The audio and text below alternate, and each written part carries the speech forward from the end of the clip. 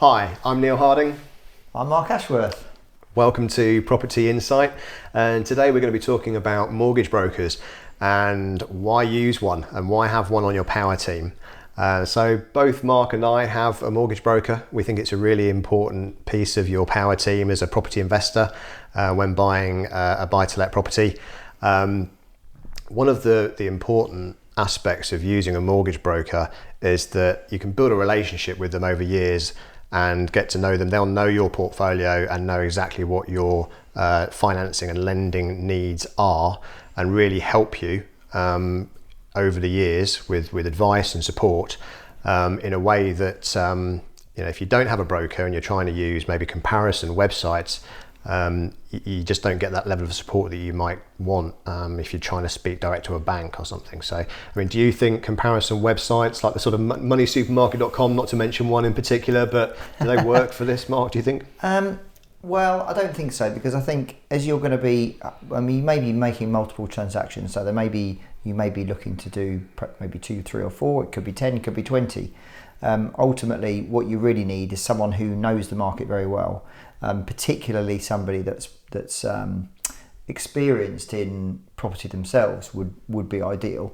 If you could actually find a mortgage broker that buys investment property themselves, also that has access to, if not all the market, certainly most of the market, or certainly somebody that works with lenders who they know are responsive.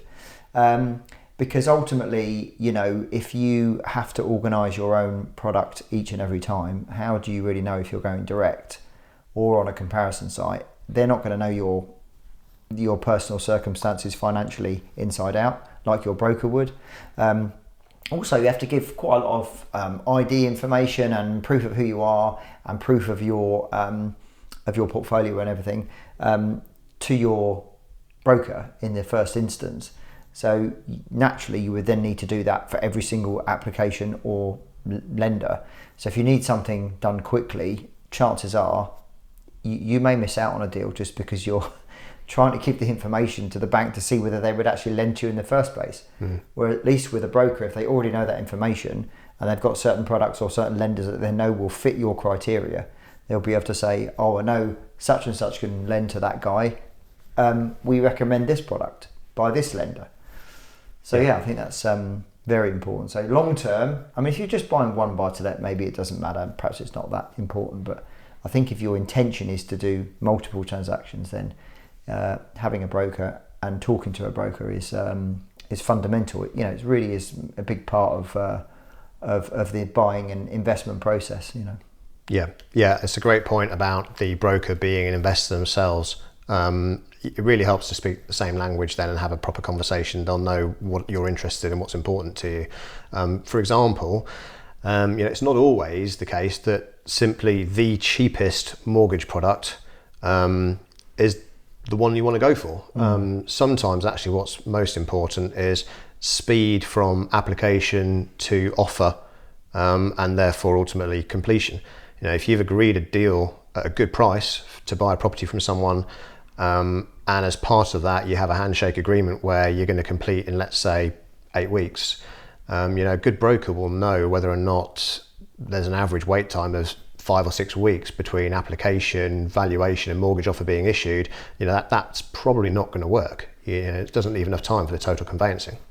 Yeah, so let's say you've got a property where you've had an offer accepted and you're very excited. The first thing the agent's going to come back to you and say is, can you show me proof of funds for your deposit and proof of funds for the balance payment? So therefore, if it's a mortgage, they'll want some kind of what they call a decision in principle, known as a DIP, or a agreement in principle, known as an AIP.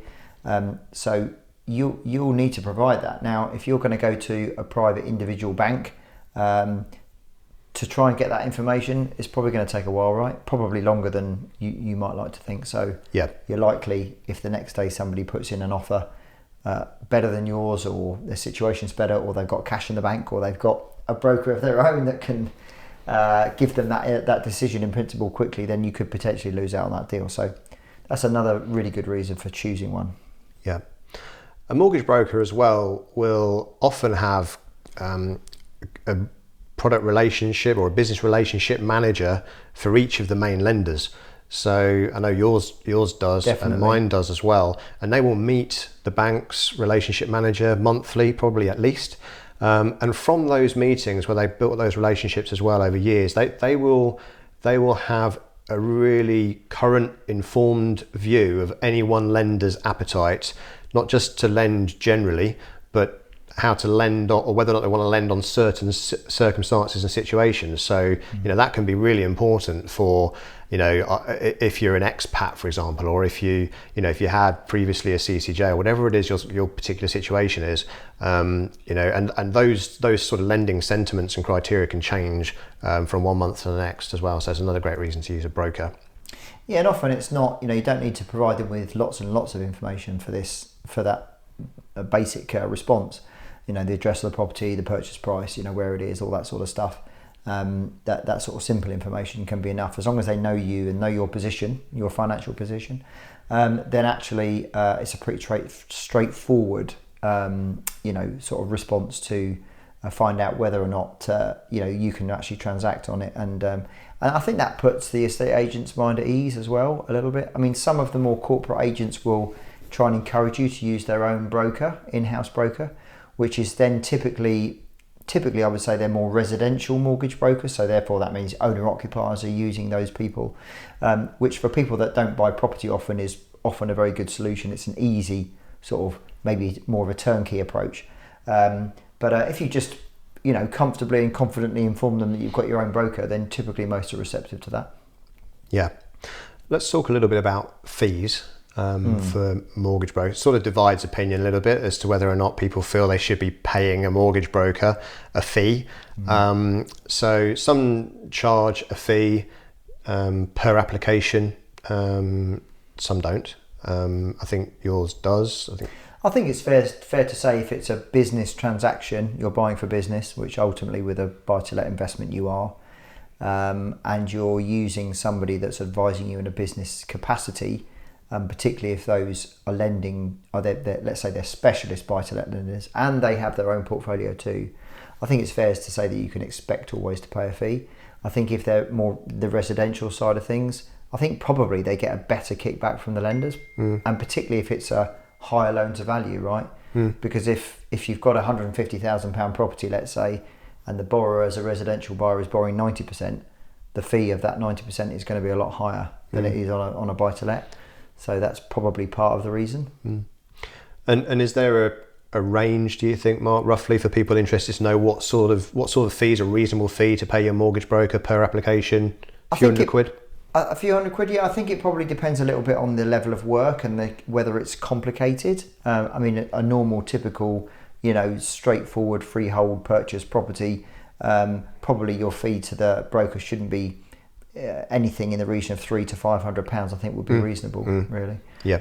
As a general guide, and ultimately, if you do a lot of business with that broker over time, there might be some negotiation to be had there. So don't be afraid to ask if there's a negotiable rate. Yeah, and they will be. So just so that everyone's aware, and this is not necessarily a bad thing, but it's just for your awareness and information. So a mortgage broker will be paid by the lender as well, which doesn't in any way compromise their ethics around what product they're advising you to take, but they do get paid from the lender. So if they're charging you a fee as well, then they're getting paid through both channels from both the lender and the borrower. And it wasn't actually that long ago, I can't remember exactly when, but there is actually a documentation that you get through with your mortgage offer that will state implicitly on that form how much the lender will pay the broker. So it's very transparent. So whatever they're getting paid, it will be clear on there. But to be honest, in my experience, sometimes I've looked at that fee and kind of thought, well, the amount of work that the broker has done here, going backwards and forwards, it seems only fair that fee, that additional charge that they make for their services, is justified. So Yeah.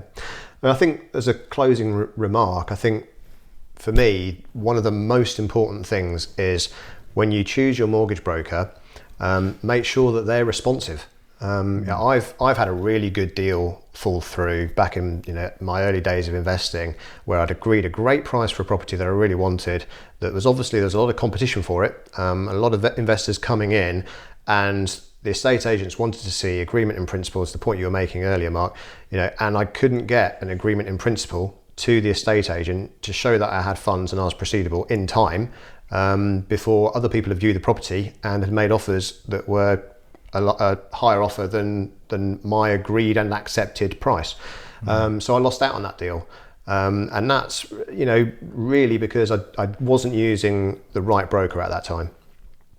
Yeah, I think that's a really, really good point. And I think that sometimes, partly